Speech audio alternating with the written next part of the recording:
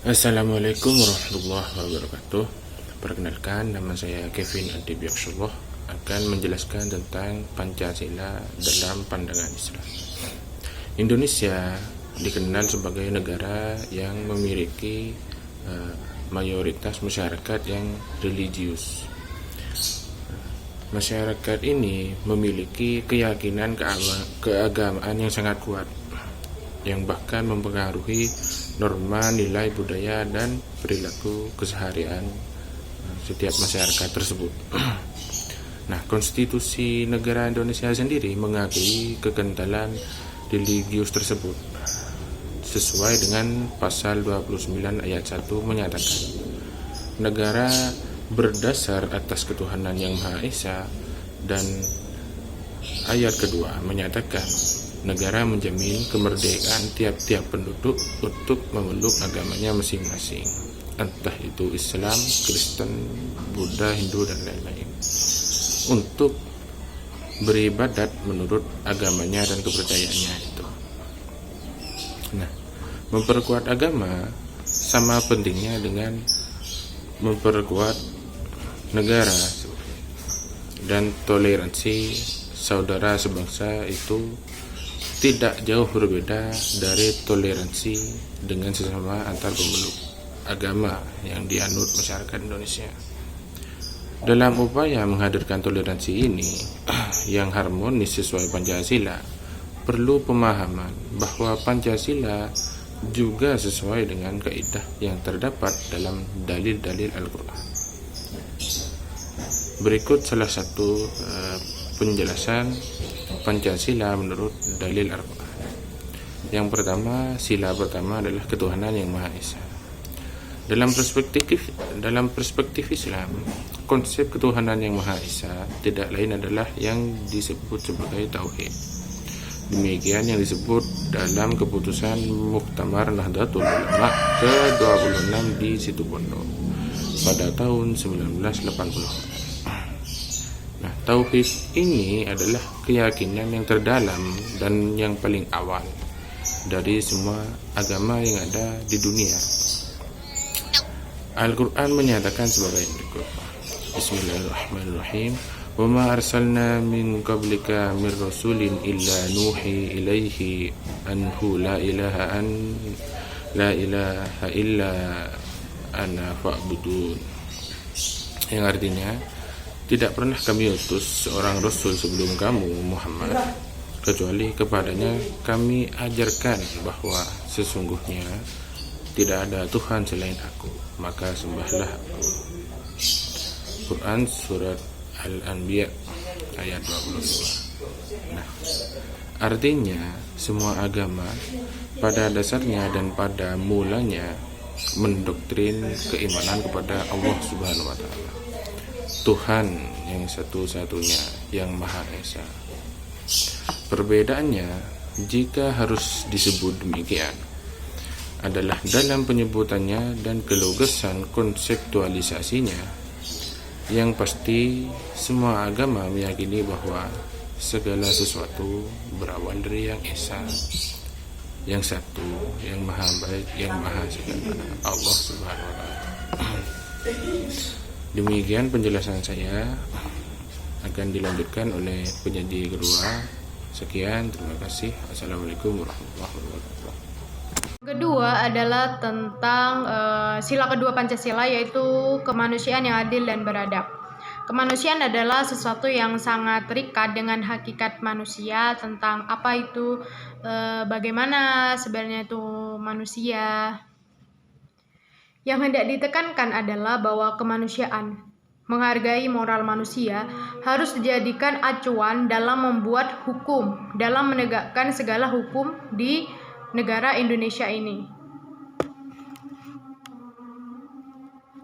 Nah, untuk menjawab apa dan siapakah manusia itu, maka sudah dijelaskan dalam Al-Quran, dalam Quran Surat Al-Baqarah ayat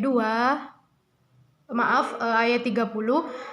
Artinya seperti ini. Dan tatkala Tuhanmu berkata kepada malaikat, sesungguhnya aku hendak menjadikan Adam dan umat manusia keturunannya sebagai khilafah di muka bumi ini. Jadi Allah itu sudah memberikan kepercayaannya kepada manusia untuk menjadikan mereka sebagai khilafah di muka bumi ini. Dengan demikian, penting bagi kita semua untuk memuliakan manusia, karena ini menunjukkan bahwa kita benar-benar memuliakan Allah Subhanahu wa Ta'ala, karena kita telah memuliakan kaumnya juga. Dan ketika kita hidup bernegara, maka tidak boleh adanya namanya pelecehan terhadap siapapun dan tidak boleh membeda-bedakan siapapun. Assalamualaikum warahmatullahi wabarakatuh. Perkenalkan, nama saya Retno Aditya Wardani dengan nomor induk mahasiswa 202.101.060.027. Di sini saya akan menjelaskan poin yang ketiga, yaitu Persatuan Indonesia.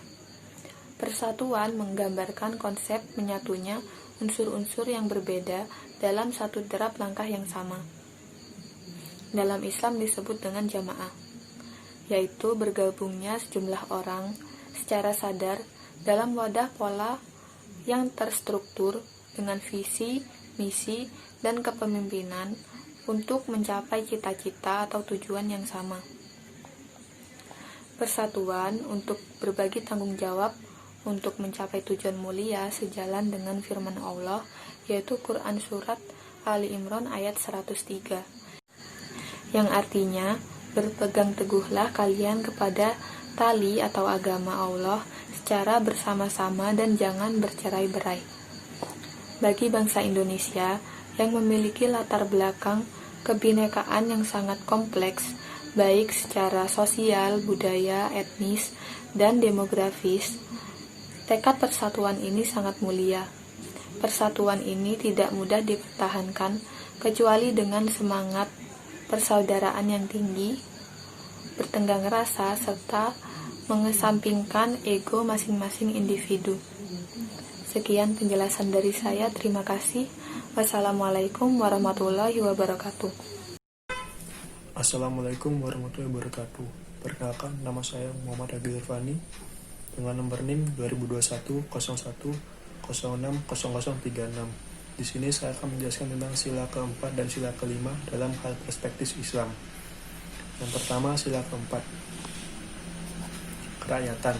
Kerakyatan sebagai prinsip kenegaraan berarti bahwa kepentingan atau kemaslahatan rakyatlah yang menjadi sumber dan rujukan semua kebijakan dan langkah kekuasaan negara, bukan terutama kepentingan penguasanya atau si kuat yang berada di atas. Dalam kaidah fikih dikatakan, kebijakan pemimpin atau pemerintah atas rakyat harus selalu mengacu pada kepentingan mereka.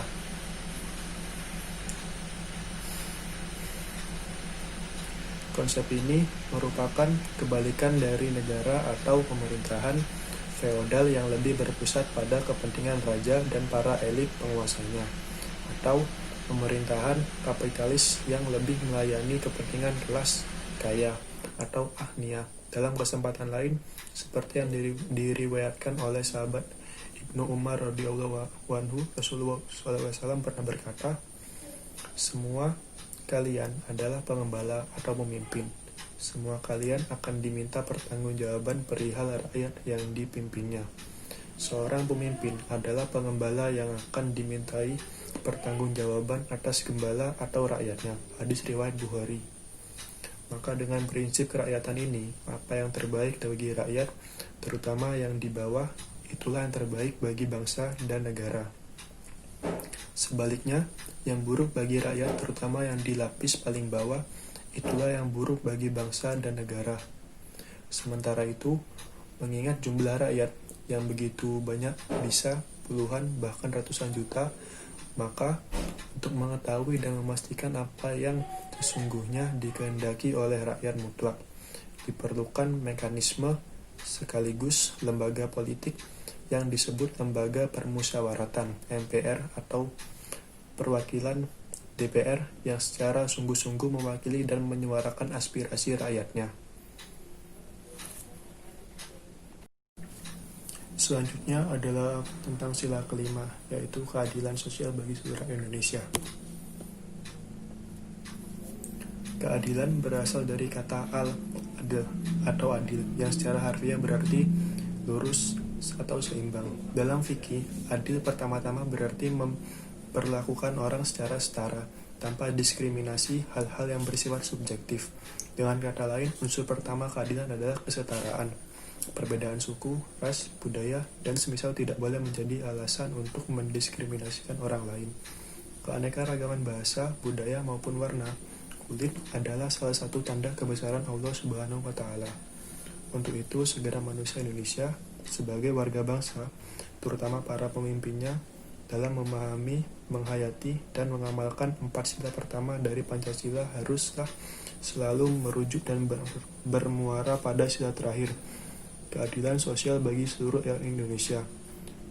Ketuhanan Yang Maha Esa bagi bangsa Indonesia adalah keyakinan terhadap Tuhan, pencipta dan pelindung segenap tumpah darah Indonesia, apapun agama dan keyakinannya. Yang kedua, kemanusiaan yang adil dan beradab adalah manusia bagi semua insan Indonesia tanpa diskriminasi apapun juga. Demikian pula yang sila ketiga, persatuan Indonesia.